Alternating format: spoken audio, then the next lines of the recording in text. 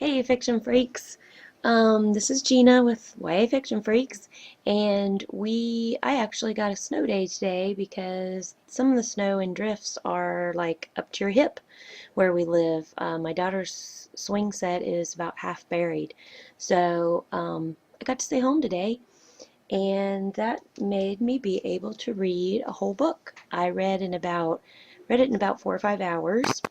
And here it is. It's called Repossessed.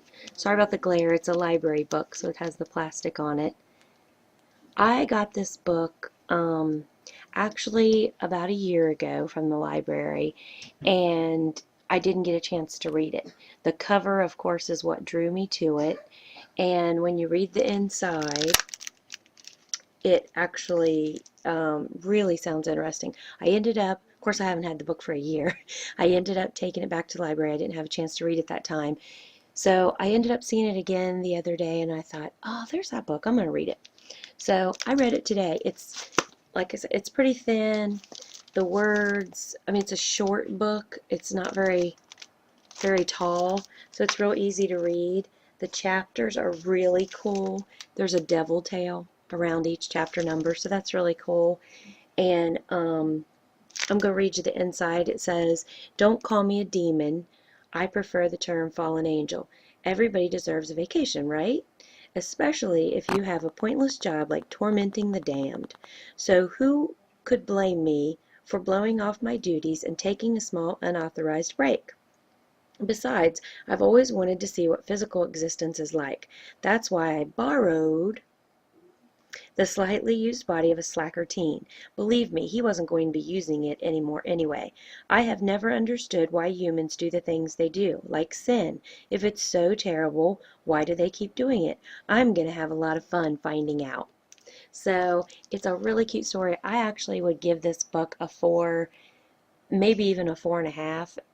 Actually, I would even say as far as you wanting to read it and not wanting to put it down, I'd say it's probably a 5 for me. But because it's just, there's not a lot to the story, it's a smaller story, you pretty much just get to know the main character. The body that he overtakes is, his name's Sean, and actually what he does is, and this tells in the very beginning, the first sentence, if you go to our Facebook page, this is the featured book of the day, and you'll see this sentence on our profile, and it says, "First thing I did was I stole a body," and that's what it actually says on the back of the book there.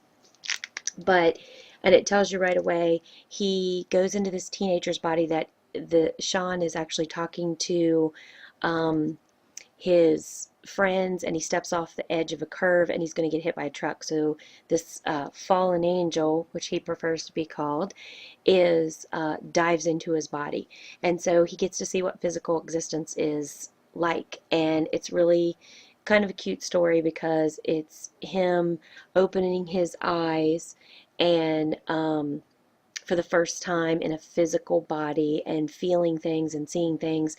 And the only thing is, it does have some mature themes in it because he's wanting to experience everything. And I mean everything.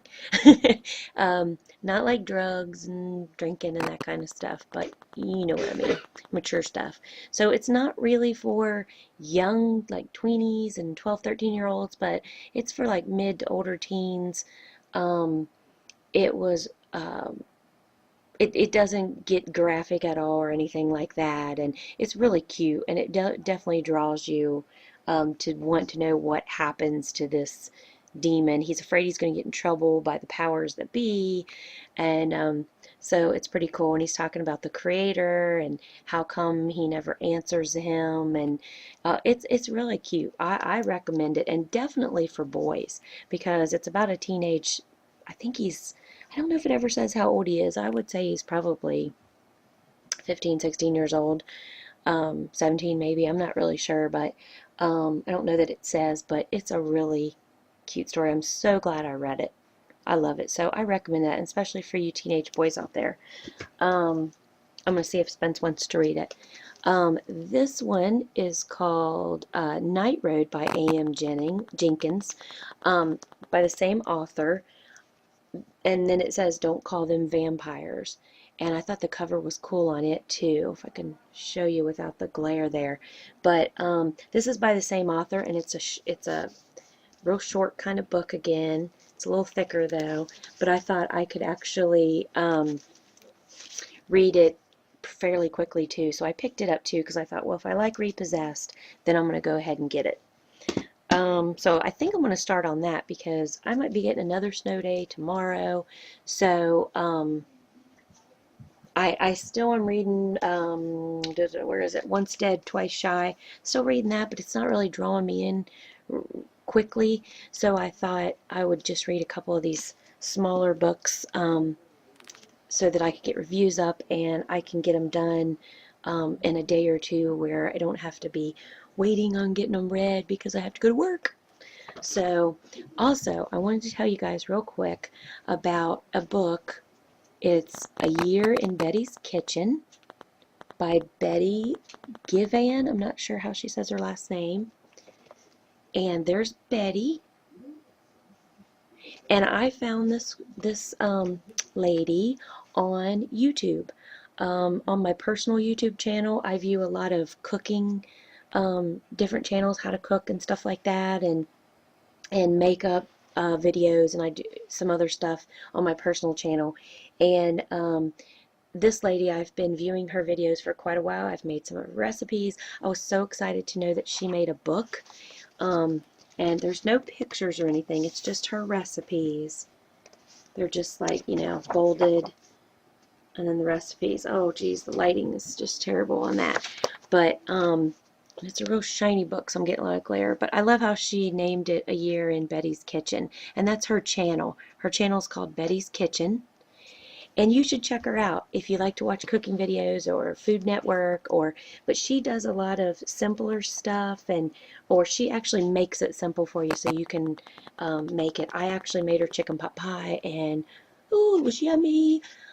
So it's about that thick. But I was so excited that she put every recipe that she did in 2009 into a little cookbook. And you can go on lulu.com and look up Betty's Kitchen and buy the book. And so I did because I wanted to support her. I love her recipes, and I thought it was so cool to have them all in a book. So if you guys are interested in cooking videos, check out Betty's Kitchen channel because I love it. So again, the review was mainly on Repossessed by AM Jenkins. So I definitely recommend this for y'all to go out and get. It's a quick read, and that's it. That's all I have for you guys today. So happy reading.